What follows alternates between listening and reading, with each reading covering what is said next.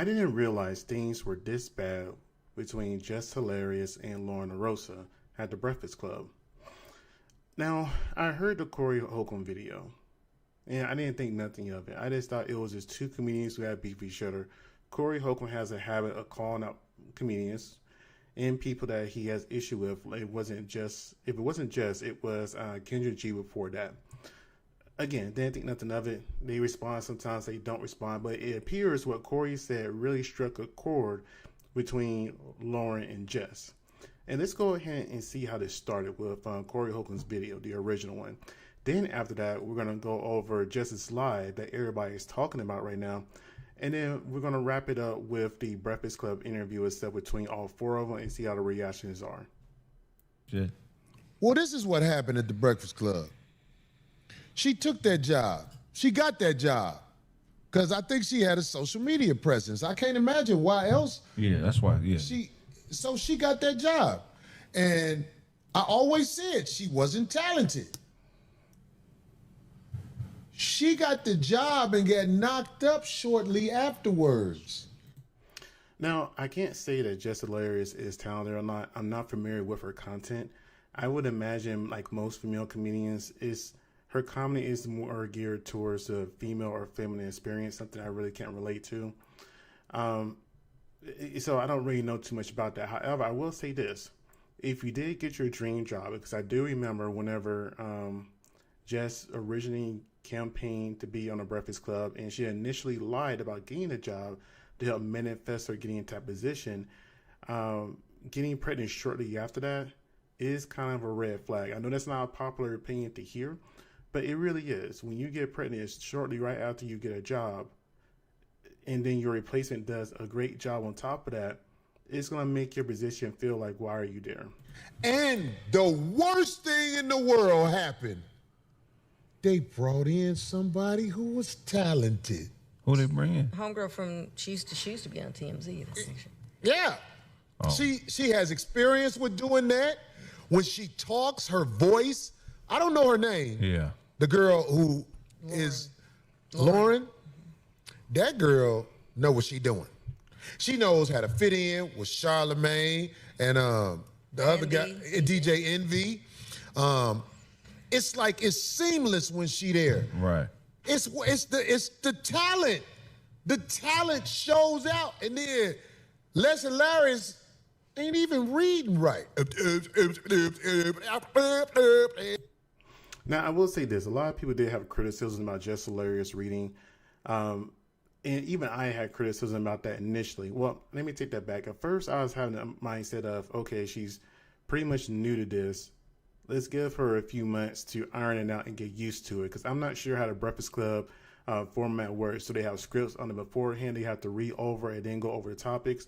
Or is all this like breaking news live right there? You got to read off a teleprompter or a computer screen in this sense right in front of them. I don't know. I would think that they would have a script, or she would know what she would have to read ahead of time that she could go over and practice and then present the news. I don't know how the format was, but that was a big criticism of hers. And then when Loren did get on there, a lot of people did like how Loren was very fluent with her reading and expression and how analytic she was of her stuff. Compared to Jess, she had trouble getting through the story. So even though that criticism is harsh with the words he's saying, it is true, and a lot of people had that same sentiment. I'm like, and now she had a job where all she had to do was deliver the news. She had a segment on the Breakfast Club. The other girl who has experience and talent at this job took her segment. Right. Not because she tried to, it's just you saw somebody who's talented. And then you see, read that, Les Hilarious. And she stood in for her when she took off maternity leave. When she stood in for, Les Hilarious, you should have had your baby on camera at the Breakfast Club. He's so stupid. Because they brought in somebody who is talented. And you could say I'm dissing, because that's what you're going to do. You're going to act like I'm hating. I'm not hating. You don't got the it. Your segment could have been good if you knew how to deliver it. Now, I will say this. luck favors the prepared, and same thing with practice too. And I say that because I don't think Jess didn't find her niche. She was trying to copy Angela Yee for the most part, trying to deliver it like she did. That isn't Jess's thing. I'm not that familiar with Jess, and truthfully, if I'm being honest with you, I really didn't know what she looked like. Because whenever I did hear the Breakfast Club, the camera wasn't too zoomed in on her for the most part. And the pictures and stuff I memorized from her before, I remember her talking about how she put rice water in her hair to help grow her hair back and things like that. So it wasn't something I just kind of stared at her to know what she looked like, right? And I don't even know why I brought that up. I think I was going somewhere that, but I lost my track of thought. Anyways, so back to the whole entire topic when it comes to this. She has a natural flow about her from the videos I saw. Like when I watched her Instagram clips, when I watched some of her YouTube clips and things like that, when I was doing research on her, it seems like she's better suited when she's off script, when she's just going off the cuff. Her having like a script in front of her is not her strong suit. And that's why I'm just like, okay, maybe if she would have had something, the news or what she was supposed to read in front of her, that she could have done her own interpretation of it and just had key notes there. But she didn't find that flow or rhythm yet. And when she was starting to get better, she went on maternity leave. And here we are now. Right? But now they got somebody doing your segment better than you, and it's just flawless. It's effortless. And the girl tried to be your friend, and everybody could see you ain't trying to be her friend. So I want to say to old girl Loren, I hope that you get the job, and I hope Les Hilarious has to open up a OnlyFans with that bionic-ass body that she bought through robbing the people, perpetrating talent. Because I want to see you doing bad, because I ain't going to even lie, Les. Just leave it at that. So, it's really hard when somebody you don't like and you don't respect says something about you that's true. And especially when he delivers in a way that's very harsh. Now, again, I'm not making excuses for Jess. I actually went into her and Charlamagne and DJ Envy whenever they went into the boy DJ, who had brain cancer, had like 12 or 13 surgeries, and I was talking about his hair and things like that. I went into her and dealing about that. But, just looking at it from a very neutral point that I can, that whenever you hear somebody you don't like who's being successful in his own right, he's having his own comedy shows, being sold out, he has a very popular YouTube channel that people do all kinds of reaction, gets millions of views from, I can understand how that could get to you at times. So let's go ahead and see what Jess Live is like. Because I didn't catch it when it actually happened. I had to go back and find the clip. Shorty is like that. Yeah. That's why I picked her to fill in for me for maternity leave. This woman every day. Every day. I don't have no reason to fucking hate on that girl. I don't. No, I didn't like her when I came back because I'm like, all right, what's going on? What's going on? She knew it. We had a conversation. Because the anger was misplaced. Nah, it ain't even you that I don't like. I'm realizing this is the way these niggas is doing shit up here that I don't like. Okay. Got it. Now, it's her segment. I went to the person who does the intros, the sounds. I went to Taylor. Yo, Taylor, make Loren her intro. Take Jess with the mess, all that shit. She says, things can't just change like that. Why the fuck not? Why not? Y'all changing everything else, and I'm the only one that don't know. My goofy ass don't know nothing. I'm just coming to work every day, just zippity-doo-dah-day. You know what I'm saying? Like, nah, take my name out that shit. Jess with the Mess is not at Breakfast Club. I'm Jess Hilarious up here. Fuck, I'm Jessica Moore up here. Dang, she used a government name. That's very rare. It's serious somebody used their government name because, let's be real here, everybody knows her as Jess Hilarious. But I will say this. I still think she has misplaced anger here. She says she has no beef with the girl, all this other kind of stuff.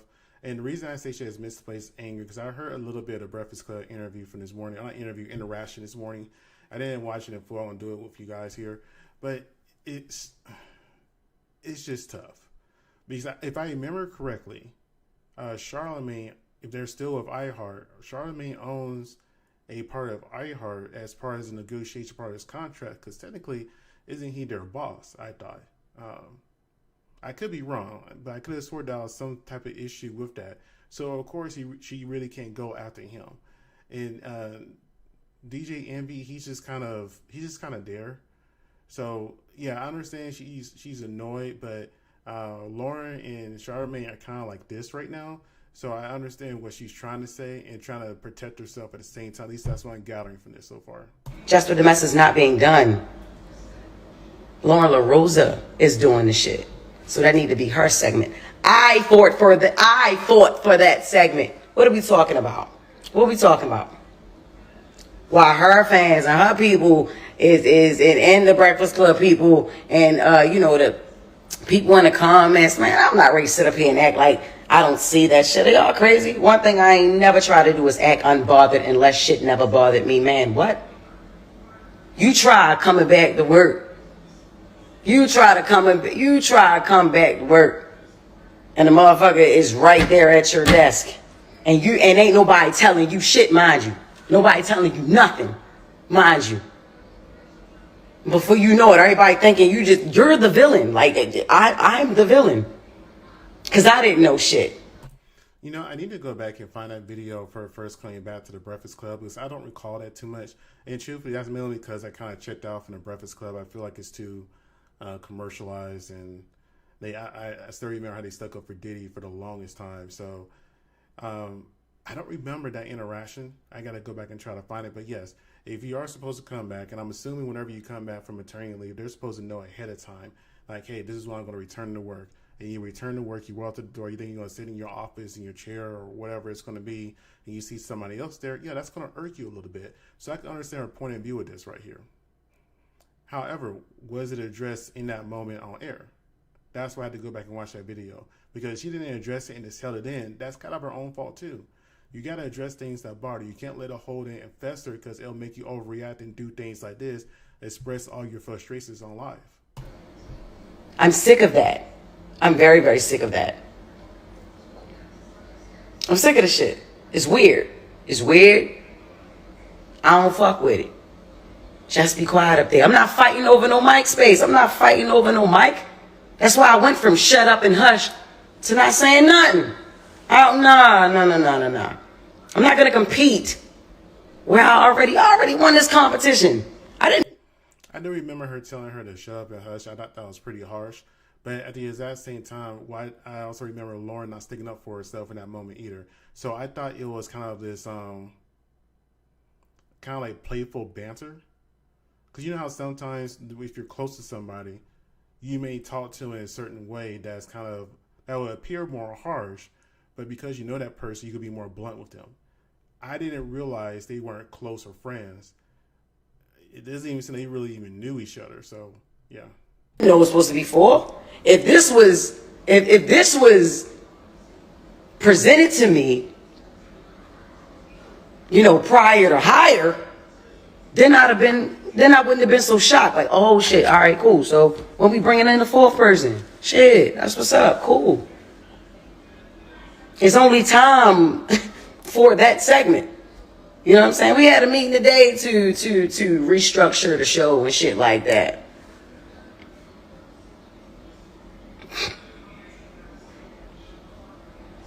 Fuck out of here. Fuck out of here. That went crazy too. Listen. It's a lot of shit. It's a lot of things that I deal with. I ain't expecting not one motherfucker to feel sorry for me, because that's not what I'm looking for. I don't care. And I haven't said a motherfucking thing at all. She says that, but now she's coming out here after the whole entire Corey Holcomb thing. And, when you think about it for a minute, if you had a very popular platform, and people, and not this, it's not just on YouTube, it's on the radio, it's even on Tubi now. News stations use the clips. People gonna make commentaries all over the place, and you can't help but to read the comments. And I can see how that can eat away at your confidence and your mental at times. At all. I haven't said anything. This is the crazy thing, yo.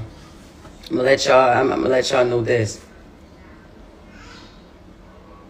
The craziest shit is, right? I wanted Breakfast Club so bad. I wanted it. I grew up on the show. The fuck? Like, what? Hall of Fame show? What are we talking about? Syndicated? This ain't my first time doing radio, but I'm just saying, like, this is the biggest fucking show culturally. You know what I'm saying? I was eating that shit up the whole year I co-hosted. Eating that shit up until I had to leave. You know what I'm saying? Like, I had a baby. In this industry, what I'm doing ain't no right time to have a baby, so you have them when you have them. I don't regret when I got pregnant. I don't. I got pregnant on fucking purpose. You see, maybe that's something you shouldn't have admitted on this live. I understand you're emotional and being raw, but come on, man. Or come on, woman. Let's be real here. I can understand you saying you're not regretting your baby, and I agree with that. If you choose to have a baby, no matter the circumstance, that kid is going to be a blessing. It's going to be difficult and challenging, but that kid is going to be a blessing overall. So whenever you sit here and say, I got pregnant on purpose as soon as you got your dream job that you grew up on, it makes it seem like you're not serious about the job.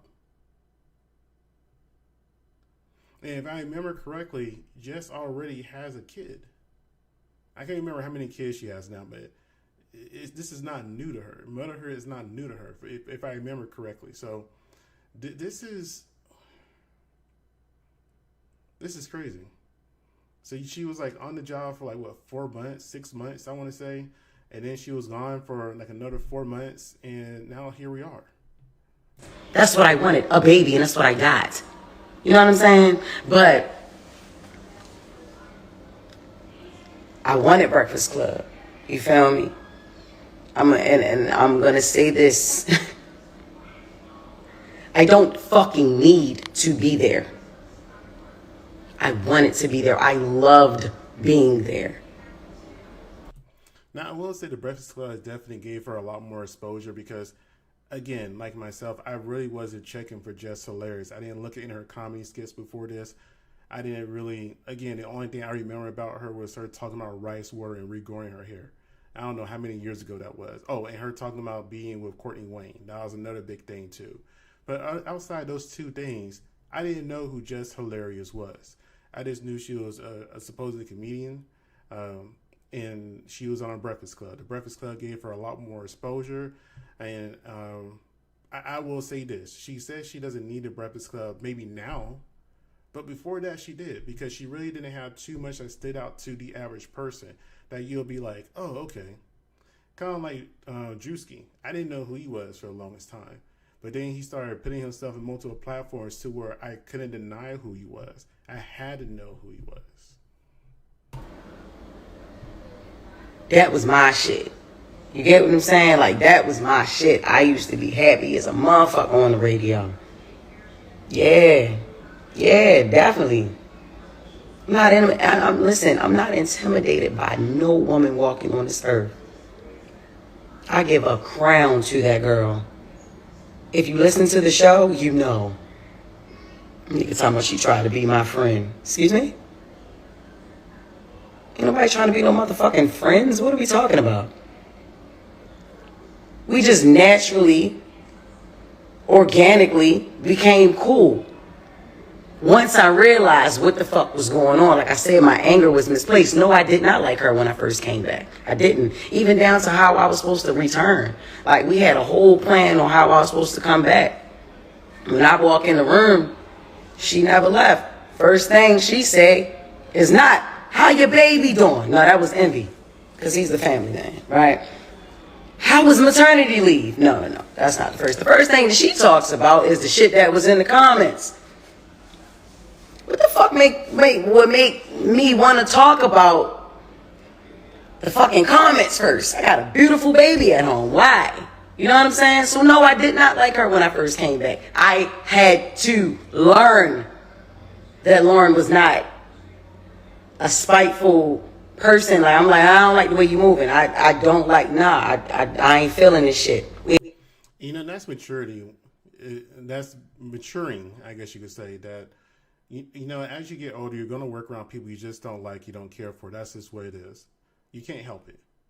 So how you react in those moments of perceiving being disrespected or not liking a person, it's rub you the wrong way.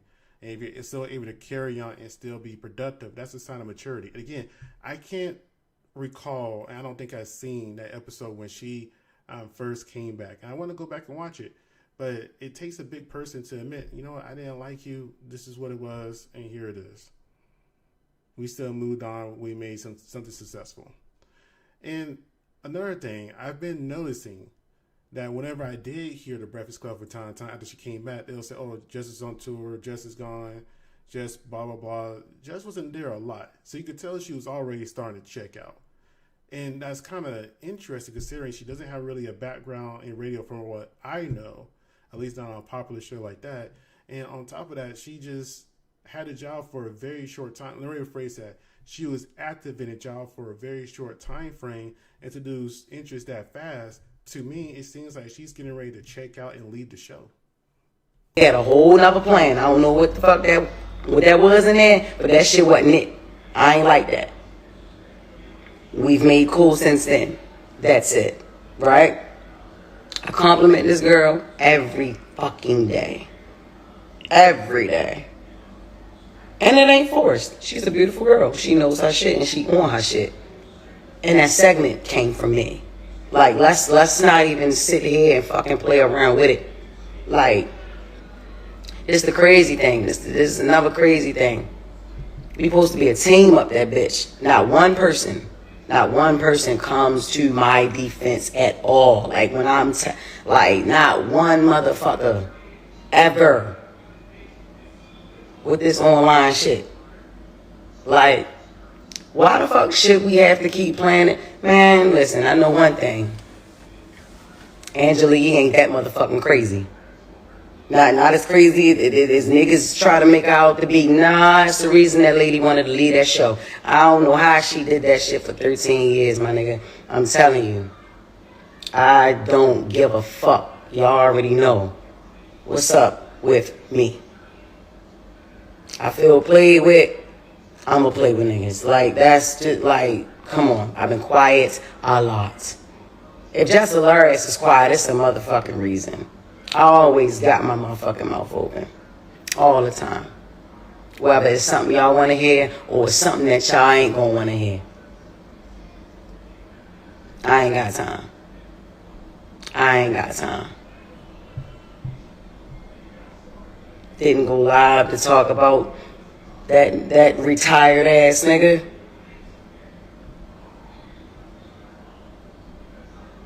Who still think he not retired. Nigga, you ain't doing nothing.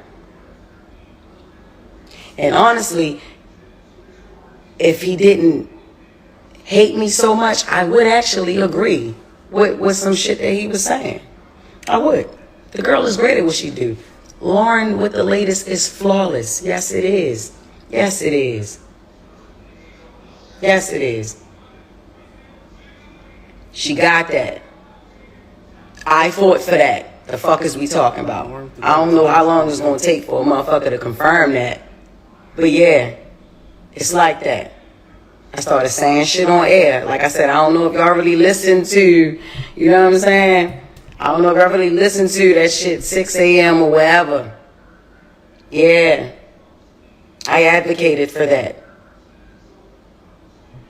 Get that shit to her. Get that segment to her, man. That girl do what she do. She do it great. She was doing it great at TMZ. She doing it great up the Breakfast Club.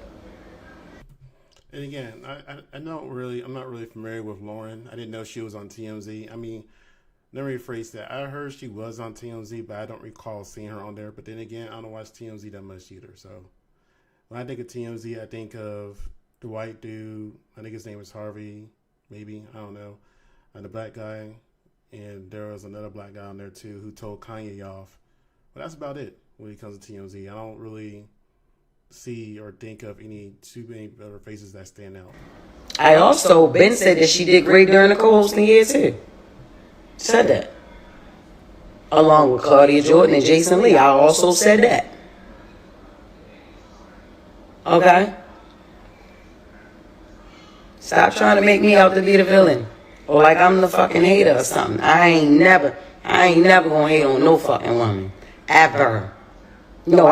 Now listen. I may not say everything that y'all, I may offend women here and there. I offend men here and there. I offend others here and there, Okay. I ain't going to agree with everything I say and do, but I am never going to hate on a woman, especially if she got it going on. Yeah, I'm not. And Loren Lorosa got it going on. She did. You know what I'm saying? I tell her that. Ask her. I don't know if she'll say it online. She thanks me on air, but she don't thank me online. I don't, you know what I'm saying? And I guess, shit a little different, online. But if niggas is a team, if we supposed to be a team, how about y'all clear some of this shit up for y'all teammate? This shit is ran like a high school. Yeah. It's ran like a high school. It is. Fair Eastside High. Fair Eastside High. Mr. Joe Clark. Before Mr. Clark, though. Like when he first got there. Y'all want a bitch to keep her cool. Look, check this out, y'all. Look, man. I get up every fucking day.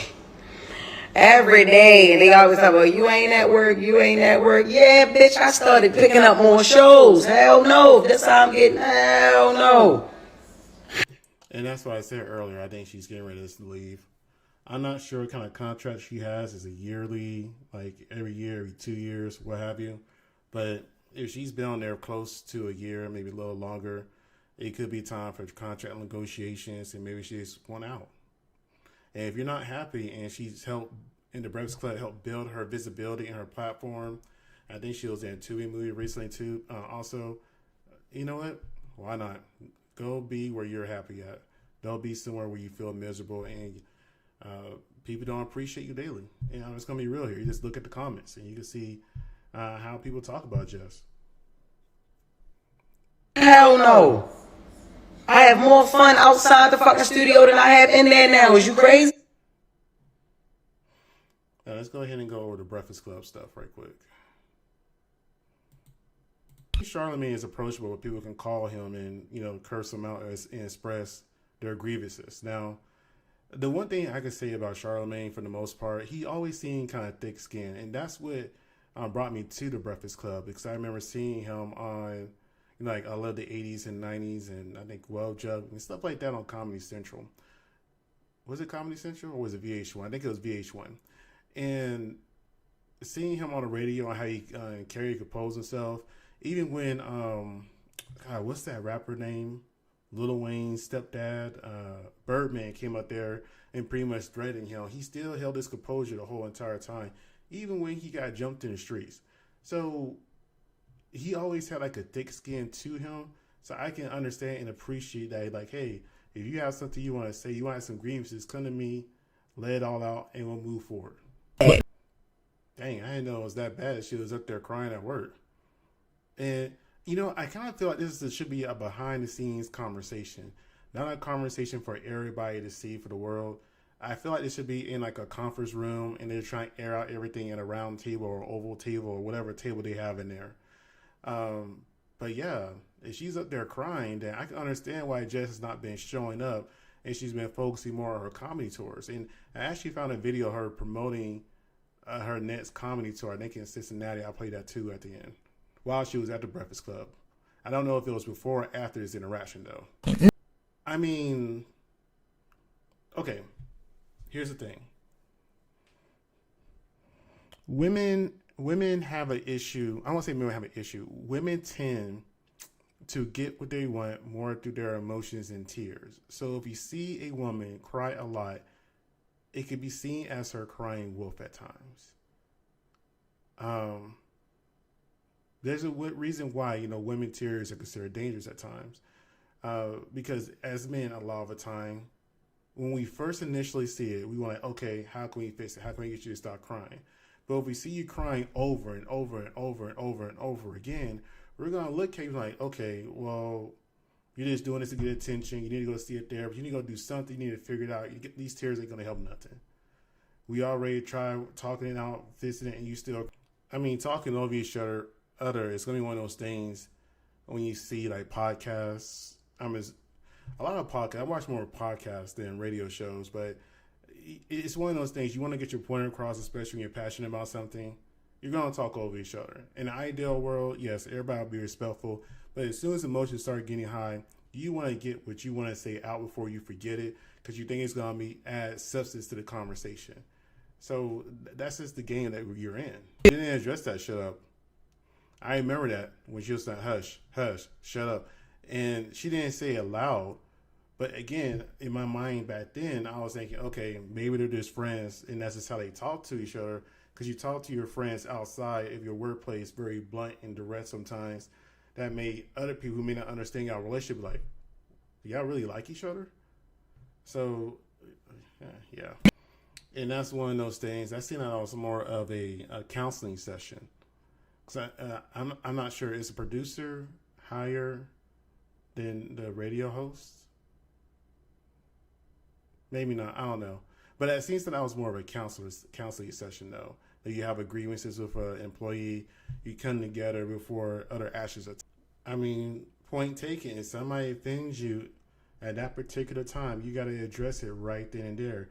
You can't sit on it and just try like, well, I'm a grown woman. My mom don't even talk to me. I'm pretty sure her mom doesn't, but her mom also raised her and respect her. Just as a stranger, you got to show a stranger how to treat you. If you let them tell you to hush and shut up right there in that moment, they're going to think that's okay. So Loren should have stepped up and said something in that moment in a respectful way. It could have been like, you know what, Jess, hey, I hear you, but don't say that to me on air, please. Or don't say that to me at all. Something. She could have worded something to addressing that situation at that particular time.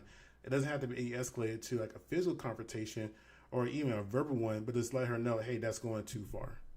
Don't cross my boundaries, please. Now they're starting, Charlamagne's trying to deflect now, talking about he's gay. Nobody cares if you're gay. Nobody cares, Charlamagne. They say a lot of things about you. But again, the conversation is about Loren and Jess and Loren, and they can't stay on that topic without Charlamagne trying to change the subject or deflect it. And that's not going to help anything. That's actually going to add more credence to what Jess is saying, that they're not having her back. At least that's how she feels. They're not clearing the air. They're not addressing it. You see, making light of a situation and they taking it very serious right now. And that's what I mean. I get it. Men are different than women, but, DJ Envy is married to a wife that's very emotional. I'm pretty sure he wouldn't want somebody talking to his wife that way. He'll get his quote-unquote beige rage going on and have a whole fit on air. If somebody was jokingly talking to his wife, telling her hush, hush, hush, especially after she expressed how much that bothered her before. See what I mean? The man just can't be serious. All right. Yeah, this cool. Good song, Brad. Finally, some production up here. All right, that's it with there. And let's see. Let's go ahead and go into just promoting her show. Then I'll be getting out of here. Ohio, your girl will be there this weekend, Friday and Saturday. We got 4 shows. Make sure you get your tickets. I'm doing meet and greet after the late show on Friday, and I'm doing meet and greet after the late show on Saturday. So make sure you get those tickets at JessHilariousOfficial.com or FunnyBone.com. Ohio, y'all know y'all pops out for me. Y'all already know that. So when y'all, nigga, what? And to tell people to make sure you get your tickets. Get your tickets, nigga. Come on now, right now. Every one of you. If you have a friend, get your tickets. Period, nigga. Stop fucking around. You ain't got shit else to do. All right, so that's pretty much it for that. You guys tell me what you think. I didn't realize this thing was brewing like this, and I guess here we are. But anyways, like, comment, and subscribe. Hope you guys have a great night. Thank you for watching.